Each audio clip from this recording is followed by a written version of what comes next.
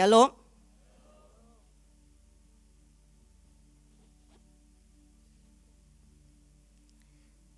Saudara, hari-hari ini Tuhan sedang membawa kita untuk yang namanya melakukan penetapan buat bangsa kita.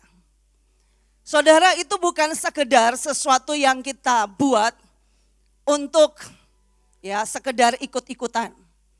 Tapi seringkali kita tidak mengerti kenapa Tuhan menginginkan seperti itu. Saudara, kalau kita mau cek dalam hidup kita, ada begitu banyak anak-anak Tuhan, imannya rontok ketika dia harus berdiri sendiri di hadapan Tuhan. Kenapa? Karena kita terlalu biasa menetapkan dan deklarasi bersama-sama. Kita terlalu biasa deklarasi disediakan. Tapi yang kita lupa bangun adalah bagaimana kita deklarasi buat dirimu sendiri. Bagaimana engkau menetapkan nasib masa depanmu. Bagaimana engkau minta sama Tuhan benih iman, benih pengertian. Supaya engkau tahu setiap hari engkau harus melakukan penetapan demi penetapan di dalam hidupmu. Saudara, saya mengalami, kita sekolah itu deklarasi 7 kali dalam sehari. Jam-jamnya sudah ditentukan, alarm bunyi setiap 3 jam. Hari itu semua berdeklarasi dengan sangat kuat. Kalau saudara masih ingat, kita deklarasi Mazmur 91 dan Yesaya 60.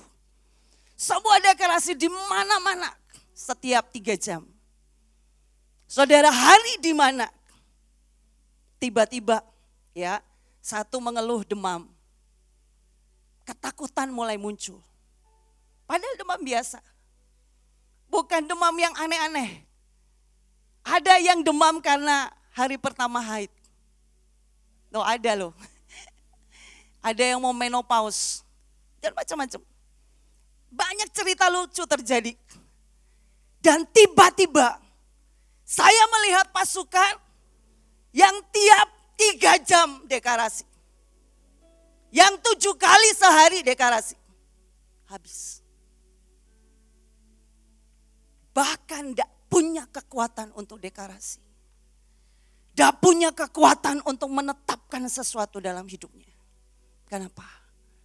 Kita tidak pernah sampai kepada pengertian kenapa kita harus seperti itu. Saudara, hari ini kita akan belajar, kita buka di Habakuk 3.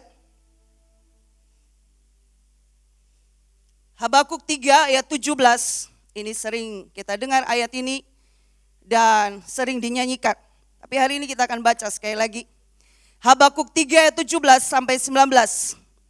Firman Tuhan berkata, sekalipun pohon ara tidak berbunga, pohon anggur tidak berbuah, hasil pohon zaitun mengecewakan, sekalipun ladang-ladang tidak menghasilkan bahan makanan, kambing domba terhalau dari kurungan, dan tidak ada lembu sapi di dalam kandang. Namun aku akan bersorak-sorak di dalam Tuhan, beria-ria di dalam Allah yang menyelamatkan aku. Allah Tuhanku itu kekuatanku. Ia membuat kakiku seperti kaki rusa. Ia membiarkan aku berjejak di bukit-bukitku untuk pemimpin biduan dengan permainan kecapi. Saudara, ini ayat kita sering dengar dijadikan lagu, betul? Kita pikir itu Nabi Habakuk itu hebat, bisa mengucap syukur ketika segala sesuatu keadaan begitu kacau. Saudara, waktu saya pelajari, kitab ini ditulis dalam keadaan peperangan yang sangat mengerikan. Saudara, hari itu yang namanya bangsa Kasdim menindas bangsa di mana Habakuk tinggal.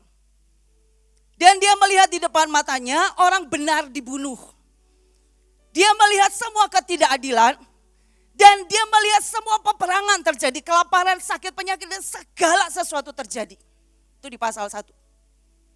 Saudara, ketika dia melihat itu, apa yang Habakuk buat? Dia berteriak kepada Tuhan, marah. Dia berkata, Tuhan, kenapa engkau tidak menolong kami?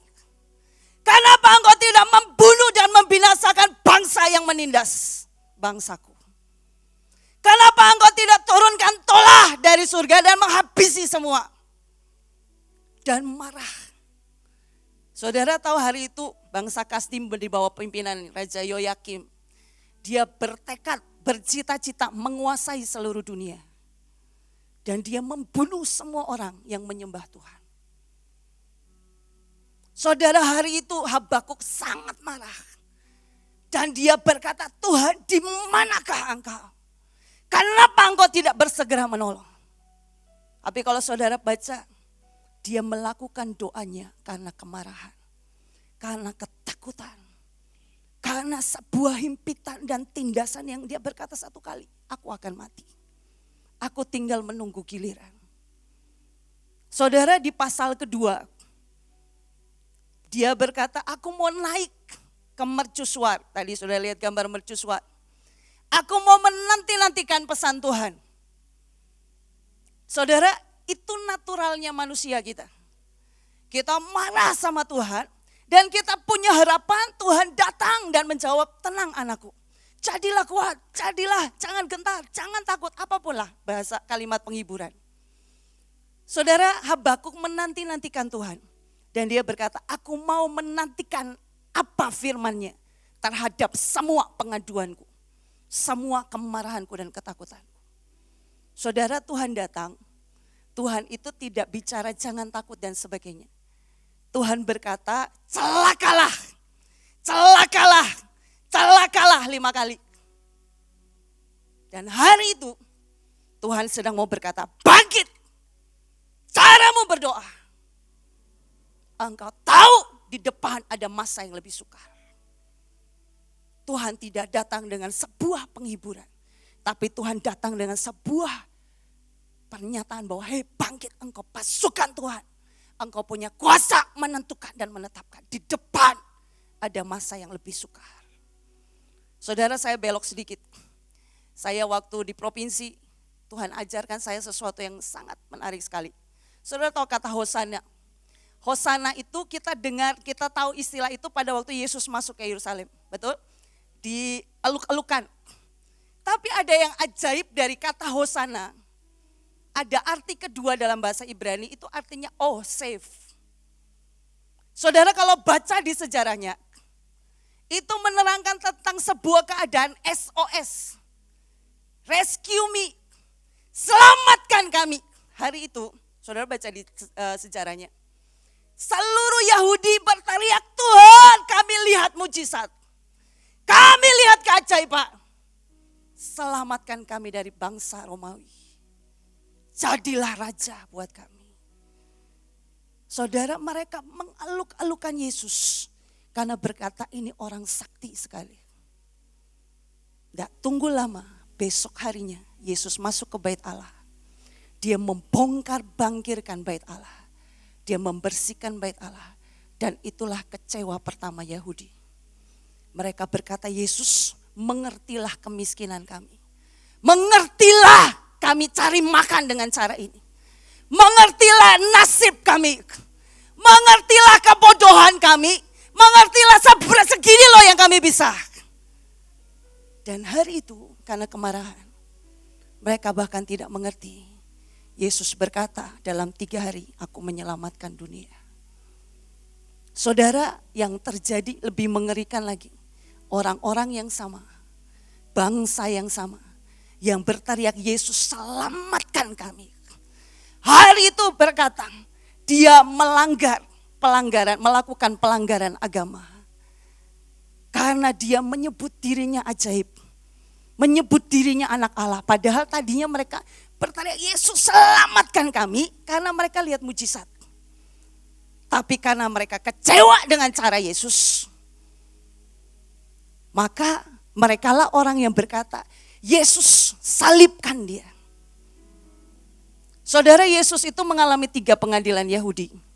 Saudara kalau mau tahu Yahudi itu mereka menyeret Yesus harus dihukum mati. Kalau Yahudi itu menghukum orang mati dengan merajam batu. Tapi karena hari itu mereka di bawah penjajahan Romawi. Mereka tidak punya hak secara hukum untuk mengadili Yesus. Tapi mereka sangat ingin Yesus mati. Dan mereka menyerahkan Yesus kepada pengadilan Romawi 3 kali juga. Dan pengadilan Romawi menghukum mati orang dengan cara disalib. Saudara, orang yang sama.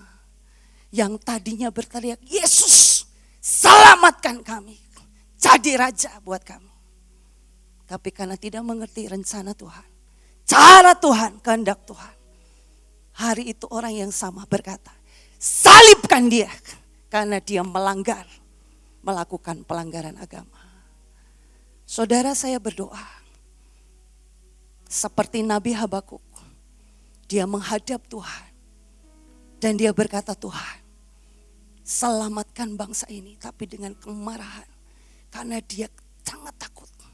Dia berkata, Tuhan, Engkau lihat sangat banyak orang dibunuh. Saudara, hari itu Tuhan datang dengan 5 kalimat celakalah. Dan pasal ketiga, Habakuk berubah. Dia memutuskan mengasihi bangsa ini. Dia memutuskan mengampuni bangsa ini. Dan dia memutuskan berdiri jadi pasukan Tuhan yang melakukan penetapan. Saudara, di ayatnya jelas, tadi dikatakan, namun aku akan bersorak-sorak di dalam Tuhan. Beria-ria di dalam Allah yang menyelamatkan aku. Saudara, Habakuk sedang menaikkan imannya di hadapan Tuhan. Dia sedang berkata, Tuhan, seluruh hidupku, seluruh masa depanku adalah karena Engkau yang menyelamatkan aku. Bukan karena aku takut, bukan karena aku marah. Saudara, di ayat terakhirnya dikatakan, Allah Tuhanku, itu kekuatanku. Ia membuat kakiku seperti kaki rusa. Ia membiarkan aku berjejak di bukit-bukitku. Saudara, yang terakhir, Habakuk mulai bernubuat tentang hidupnya.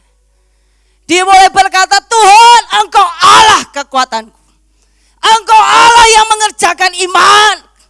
Engkau Allah yang menopang seluruh hidupku. Engkau Allah yang menguatkan kakiku untuk berjejak di atas bukit-bukitku. Saudara, saya berdoa kita mengerti kenapa kita harus melakukan doa penetapan. Kita tidak hanya menetapkan buat bangsa ini. Kita tidak hanya menetapkan buat sebuah pelayanan. Kita menetapkan buat hidup kita.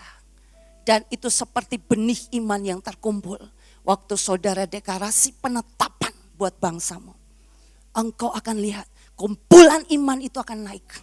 Cawan itu akan penuh. Dan Tuhan menentukan nasib bangsa. Amin. Saya berdoa kita mengerti. Kita latihan di rumah setiap hari. Untuk belajar menetapkan. Kalau saudara sedih, saudara cari ayat. Bahwa dia Bapa, dia kekasih, dia sahabat, dia Raja. Dia Tuhan yang tidak akan pernah membiarkan ya kesepian. Bahkan dari alam maut sekalipun memanggil-manggil hidup kita. Kita terikat sepenuhnya dengan kasih dan kuasanya. Alkitab berkata kasihnya tidak pernah gagal. Saudara, waktu engkau melihat kegagalan depan mata, engkau cari ayat tentang bagaimana engkau diberkati dan berhasil. Waktu engkau lihat kekurangan, engkau cari tentang kelimpahan. Waktu engkau lihat segala sesuatu yang terjadi dalam hidupmu, sakit penyakit, engkau berkata, dalam nama Yesus ada kemenangan, ada kesembuhan, ada kekuatan. Saudara, itu yang kita harus bangun tiap hari. Tanpa itu, saudara, engkau ngomong deklarasi penetapan buat Indonesia. Keras, ya, suaranya keras. Di dalamnya, saudara enggak tahu ada dasar yang kosong. Ada iman yang bahkan, ya percaya begitu turun tangga aja, saudara kehilangan kekuatan. Itu yang Alkitab berkata, waktu kita ibadah, kita memungkiri kekuatan ibadah kita. Kenapa? Karena kita tidak pernah membangun dari dalam. Kita tidak pernah membiarkan Tuhan menetapkan iman kita. Menetapkan cinta kita. Menetapkan kasih kita. Menetapkan segala sesuatu di hidup kita. Saya berdoa, biar seperti yang Habakuk lakukan. Mengucap syukur, mengasihi bangsa ini, berbelas kasihan kepada bangsa ini. Sampai kita benar-benar berdiri dan berkata, Tuhan, apapun yang terjadi dengan bangsa ini, aku berdiri sebagai pasukan Tuhan dan menjaga bangsa ini. Amin. Saudara, saya mau tutup dengan saya mau ajak kita deklarasi tentang diri sendiri. Ini contoh cuma 3 nomor. Tapi saudara lakukan itu setiap hari, setiap saat di hidupmu. Engkau akan lihat kekuatan imanmu, kekuatan hidupmu, kekuatan rohmu akan berbeda. Engkau melihat masalah, engkau akan berkata, Tuhan, di dalam engkau aku punya kuasa untuk menyelesaikan semua masalah. Amin. Kita bangkit berdiri.